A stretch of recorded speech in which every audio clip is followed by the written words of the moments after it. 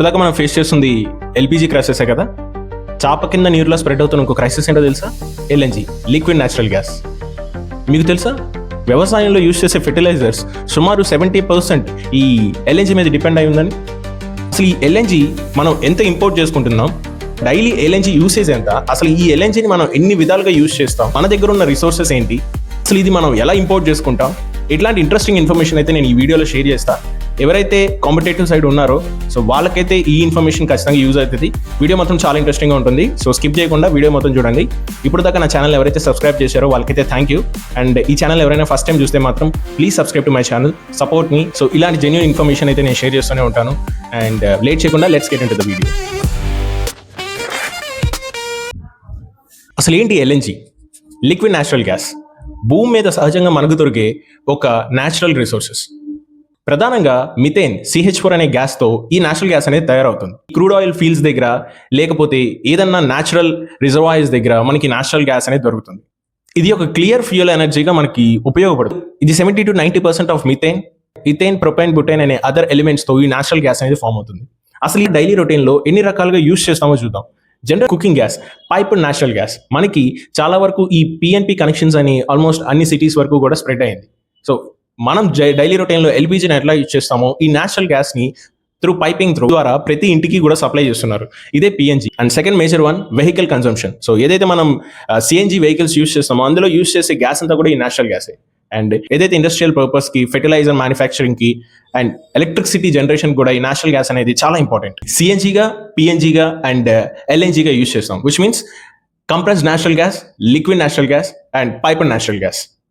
అసలు మనం ఈ ఎల్ఎన్జిని ఎక్కడి నుంచి ఎక్కువ ఇంపోర్ట్ చేసుకుంటున్నాం? అయితే మనం డిస్కస్ చేసుకున్నామో ఈ ఎల్పిజి ఏదైతే మనం గల్ఫ్ కంట్రీస్ నుంచి ఇంపోర్ట్ చేసుకుంటున్నామో అట్లానే మనం ఈ ఎల్ఎన్జిని కూడా మేజర్ గా మనం గల్ఫ్ కంట్రీస్ నుంచి ఇంపోర్ట్ చేసుకుంటున్నాం, విచ్ మీన్స్ ఖతర్ నుంచి ఆల్మోస్ట్ లైక్ మనకి 80 to 90% ఆఫ్ ఎల్ఎన్జి అనేది సప్లై అవుతుంది. అట్లానే ఆస్ట్రేలియా అండ్ US నుంచి కూడాను మనం ఈ ఎల్ఎన్జిని ఇంపోర్ట్ చేసుకుంటున్నాం.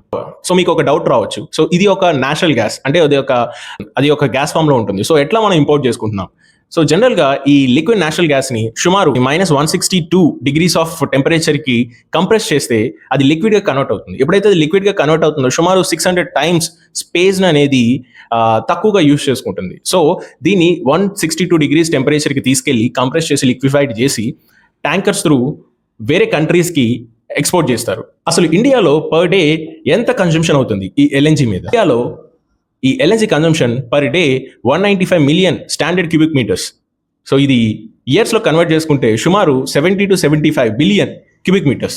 ఒక family per day 0.5 to 1 cubic meter LNG కనుక కన్స్యూమ్ చేస్తే సుమారు ఒక 1 million cubic meters of LNG ఒక 10 లక్షల కుటుంబాల వరకు యూజ్ అవుతుంది పర్ డే. సో మనకి ఇంపోర్ట్ అయ్యే ఈ ఎల్ఎన్జి ట్యాంకర్స్ ఏదైతే ఉన్నాయో అది సుమారు 70,000 టర్న్స్ ఆఫ్ ఎల్ఎన్జిని క్యారీ చేసుకొని వస్తాయి. ఈ ఒక్కొక్క ట్యాంకర్ సుమారు ఒక 2 to 3 days ఆఫ్ యూసేజ్ కి మన ఇండియా మొత్తం సరిపోతుంది పర్ 1 ట్యాంకర్. ఇండియా మేజర్ గా సుమారు ఒక 100 million cubic centimeters per day వేరే కంట్రీస్ మీద డిపెండ్ అయింది. కనుక మనకి తగ్గితే ఏదైతే మనకి ఇప్పుడు జరుగుతున్న వార్ ఏదైతే ఉందో సో దాని వల్ల ఇంపాక్ట్ అయిన LNG supply already states of hormones నుంచి వస్తున్న సప్లై అనేది చాలా కంపారిటివ్లీ చాలా తగ్గింది. సో దీనివల్ల ఎల్ఎన్జి సప్లై మీద కూడా చాలా ఇంపాక్ట్ పడుతుంది. సప్లై కనుక మనకి తగ్గితే డెఫినెట్గా మన దగ్గర ఉన్న రిసోర్సెస్, మన డొమెస్టిక్గా ఉన్న రిసోర్సెస్ అయితే మనకి సరిపోవు. సో దీనివల్ల ఇంపాక్ట్ అయ్యే ఇండస్ట్రీస్ మేజర్గా మనం అబ్జర్వ్ చేస్తే ఫస్ట్ అండ్ ఫార్మోస్ట్ ఫెర్టిలైజర్స్ అని చెప్పొచ్చు. ఎందుకంటే వ్యవసాయానికి ఉపయోగపడే ఫెర్టిలైజర్స్ ని మ్యానుఫ్యాక్చరింగ్ చేయడానికి ఖచ్చితంగా ఈ ఎల్ఎన్జిని మేజర్ కాంపౌండ్ గా యూజ్ చేస్తారు. జనరల్ గా ఫెర్టిలైజర్స్ మ్యానుఫ్యాక్చరింగ్ లో ఈ నేచురల్ గ్యాస్ ని అమోనియా అండ్ హైడ్రోజన్ తో మిక్స్ చేసి యూరియా లాంటి కాంపౌండ్ ని తయారు చేస్తారు. ఆగుతుందో లేదా మన దగ్గర ఉన్న డొమెస్టిక్ సప్లై ఆగుతుందో డెఫినెట్ గా ఫస్ట్ ఇంపాక్ట్ అయ్యేది ఈ మ్యానుఫ్యాక్చరింగ్ ఆఫ్ ఫెర్టిలైజర్స్. ఎల్పిజికి ఆల్టర్నేటివ్ గా యూజ్ చేసిన PNG, piped natural gas. So దీని వల్ల కూడాను almost like 50 to 60% of people already PNG మీద డిపెండ్ అయి ఉన్నారు ఏదైతే మేజర్ సిటీస్ ఉన్నాయో. సో రీసెంట్ గా మన గవర్నమెంట్ కూడా మనకి చెప్పింది ఏంటంటే ఎవరికైతే PIP కనెక్షన్ ఉంటుందో వాళ్ళకైతే LPG కనెక్షన్ కంట్రోల్ చేయమని ఆల్రెడీ ఇన్స్ట్రక్షన్స్ అయితే పాస్ చేసింది. ఈ నేచురల్ గ్యాస్ ని ఎలక్ట్రిసిటీ జనరేషన్ కూడా మేజర్ గా యూజ్ చేస్తారు. ఎట్లాంటి ఈ నేచురల్ గ్యాస్ ని హీట్ చేసి సో దాని ద్వారా టర్బైన్స్ రొటేట్ చేసి దాని ద్వారా ఎలక్ట్రిసిటీని జనరేట్ చేస్తూ ఉంటారు.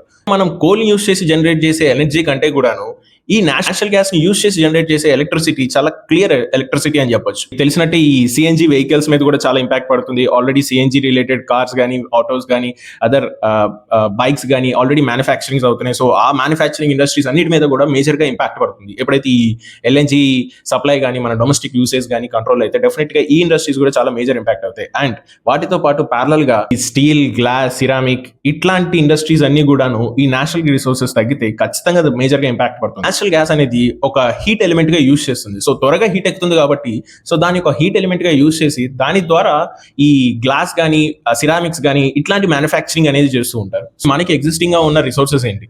కృష్ణా గోదావరి బాసిన్ ఇది ఆల్మోస్ట్ ఒక 80 to 90% ఆఫ్ డొమెస్టిక్ సప్లైకి మేజర్ రిసోర్స్ అనేది చెప్పొచ్చు. మేజర్ ఇది మన ఇండియాలోనే చాలా పెద్ద గ్యాస్ రిజర్వాయర్ అని చెప్పొచ్చు. ఇది మన ఆంధ్రప్రదేశ్ కోస్టల్ ఏరియాలో లొకేటెడ్ అయి ఉంది. అండ్ ఇది మేజర్గా రిలయన్స్ అండ్ ఓఎన్జీసీ అండర్టేకింగ్ లో ఉంది. ఇదే కాకుండా మన Bombay high and Assam gas field, so ఇట్లాంటివి కూడా మనకున్న నేషనల్ గ్యాస్ రిజర్వాయర్స్. సో వీటిని తయారు చేయడానికి మన ఇండియాలో ఉన్న టెర్మినల్స్ ఏంటి? సో మనం టెర్మినల్స్ అంటే ఈ నేచురల్ గ్యాస్ ని సప్లై అయిన తర్వాత, ఐ మీన్ లైక్ ఎక్స్ట్రాక్ట్ చేసిన తర్వాత భూమి నుంచి, సో దీన్ని మనం కన్వర్ట్ చేయడానికి అవైలబుల్ గా ఉన్న టెర్మినల్స్ ఏంటో చూద్దాం. Dahej LNG, Hazira LNG terminal, Kochi LNG, Dhamra LNG terminal. So 40 to 50% of ఎల్ఎన్జీని మనం జనరేట్ చేయగలుగుతున్నాం. అంటే ఇంపోర్ట్స్ మీద బేస్ అయి ఉన్నాం. ఏదైతే మనకి ఖత్తర్, ఆస్ట్రేలియా, యూఎస్ నుంచి వస్తున్న ఎల్ఎన్జీ ఇంపోర్ట్స్ ఏదైతే ఉన్నాయో సో దాని మీద మేజర్ గా మనం డిపెండ్ అయి ఉన్నాం. ఎగ్జాక్ట్ నెంబర్స్ లో చెప్తే డొమెస్టిక్ లో సుమారు 95 మిలియన్ క్యూబిక్ మీటర్స్ ఆఫ్ ఎల్ఎన్జీని జనరేట్ చేస్తే మనకి 195 million standard cubic metres consumption అయితే ఉంది. వార్ వల్ల, ఏదైతే ఇరాన్ ఇజ్రాయెల్ మధ్య జరుగుతున్న వార్ వల్ల సప్లై ఉందో ఎల్ఎన్జీ ఆల్రెడీ అవి కొంచెం స్లో డౌన్ అని. అట్లనే ఈ స్టేట్ ఆఫ్ హార్మోజ్ ఏదైతే ఉందో మేజర్ గా మనకి గల్ఫ్ కంట్రీస్ నుంచి రావాల్సిన సప్లై ఏదైతే ఉందో దాని వల్ల చాలా డౌన్ అయింది. ఎప్పుడైతే ఈ షిప్స్ మూవ్మెంట్ కంట్రోల్ అయ్యి డిలే అవుతుందో సో ఇన్సూరెన్స్ కాస్ట్ ఉన్న ఎలిమెంట్స్ ఉన్నాయో సో దీని మీద ఇన్సూరెన్స్ కాస్ట్ కూడా డే బై డే ఇంక్రీజ్ అవుతూ వెళ్తుంది. షిప్మెంట్ డిలే అవుతుంది. ఈ గ్యాస్ సప్లై అనేది చాలా వరకు డౌన్ అవుతుంది. సో ఈ LPG crisis and price hikes ఏదైతే మనం అబ్జర్వ్ చేస్తున్నామో గోయింగ్ ఫార్వర్డ్ ఇది ఈ ఎల్ఎన్జీలో కూడా చూడొచ్చు. ఏదైతే దాని యొక్క రిసోర్సెస్ అనేవి తగ్గుతూనే ఉంటాయి అండ్ మన డిపెండెన్సీ వాటి మీద చాలా ఎక్కువ అవుతుంది. వన్స్ అవి ఎప్పుడైనా ఆగితే డెఫినెట్ గా దానివల్ల మేజర్ ఇంపాక్ట్ మన మీద పడుతుంది. అండ్ ఏదైతే కిమ్కి మన ట్రంప్ కి మధ్య జరుగుతున్న కోల్డ్ వార్ నిదానంగా స్టార్ట్ అవుతుందో సో దాని గురించి కూడా మనం నెక్స్ట్ వీడియోలో డిస్కస్ చేసుకుందాం. ఇక్కడ నుంచి డే బై డే వస్తూనే ఉంటుంది. కొంచెం డిలే అయినా కొంచెం క్వాలిటీ ఆఫ్ ఇన్ఫర్మేషన్ అయితే నేను షేర్ చేయడానికి నా వంతు ప్రయత్నం నేను చేస్తున్నా. అండ్ మీరు చేయాల్సింది సో నా వీడియో మీకైతే నచ్చినట్టయితే ఖచ్చితంగా కింద ఉన్న సబ్స్క్రైబ్ బటన్ అయితే క్లిక్ చేయండి. And please support me and thank you. Bye bye.